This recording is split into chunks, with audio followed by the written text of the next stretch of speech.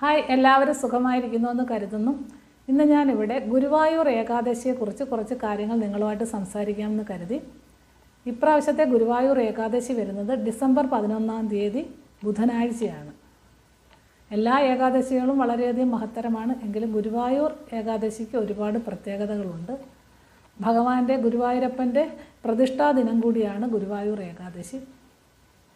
മമ്മിയൂരപ്പനായ ശിവഭഗവാന്റെ ആജ്ഞപ്രകാരം ഗുരുവും വായുവും ചേർന്ന് രുദ്രതീർത്ഥ കുളത്തിൻ്റെ കരയിൽ ഭഗവാനെ പ്രതിഷ്ഠിച്ച ദിവസമാണ് വൃശ്ചികത്തിലെ വെളുത്ത പക്ഷ ഏകാദശിയായ ഈ ഗുരുവായൂർ ഏകാദശി. അതുകൊണ്ടാണ് ഭഗവാന്റെ പ്രതിഷ്ഠാ ദിനമായിട്ട് നമ്മൾ ഗുരുവായൂർ ഏകാദശി ആചരിക്കുന്നത്. അതുപോലെ മേൽപ്പത്തൂർ നാരായണ ഭട്ടതിരി നാരായണീയം എഴുതി സമർപ്പിച്ചതും ഈ ഗുരുവായൂർ ഏകാദശി ദിവസമാണ്. അതുപോലെ അർജുനന് ഗീതോപദേശം നൽകിയ ദിവസവും ഗുരുവായൂർ ഏകാദശി ദിവസമാണ്. അങ്ങനെ എല്ലാം കൊണ്ടും വളരെയധികം പ്രാധാന്യവും ഉള്ള ദിവസമാണ്, പ്രത്യേകതയും ഉള്ള ദിവസമാണ് ഗുരുവായൂർ ഏകാദശി. അതുപോലെ ചെമ്പൈ വൈദ്യനാഥ ഭാഗവതർക്ക് സ്വരം നഷ്ടപ്പെട്ടതിന് ശേഷം അദ്ദേഹത്തിന് ആ സ്വരം തിരിച്ചു കിട്ടിയ ദിവസവും ഗുരുവായൂർ ഏകാദശി ദിവസമാണ്. അതിൻ്റെ കഥ നിങ്ങൾക്കെല്ലാം അറിയാമെന്ന് കരുതുന്നു.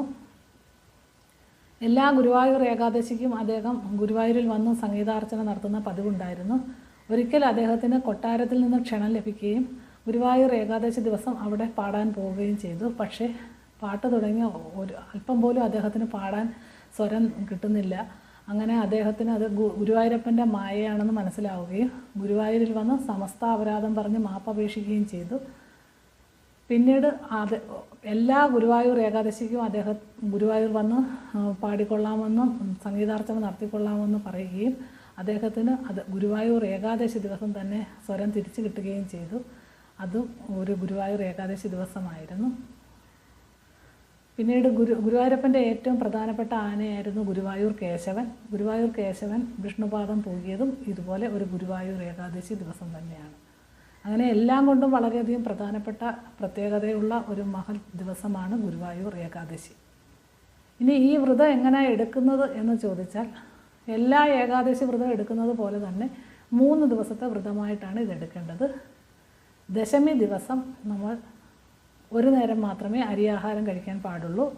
രാവിലെ കുളി കഴിഞ്ഞതിന് ശേഷം ഗോതമ്പോ എന്തെങ്കിലും കഴിക്കാം. ഉച്ചയ്ക്ക് ഒരു നേരം അരിയാഹാരം കഴിക്കാം. രാത്രിയിൽ ഫ്രൂട്ട്സ് എന്തെങ്കിലും കഴിക്കാം. പിന്നെ ഗുളികയൊക്കെ കഴിക്കുന്ന ആൾക്കാരുണ്ടെങ്കിൽ നമുക്ക് ഗോതമ്പ് വെച്ച് എന്തെങ്കിലും കഴിക്കുന്നത് കൊണ്ട് തെറ്റില്ല. എങ്കിലും അരിയാഹാരം കഴിക്കാൻ പാടില്ല.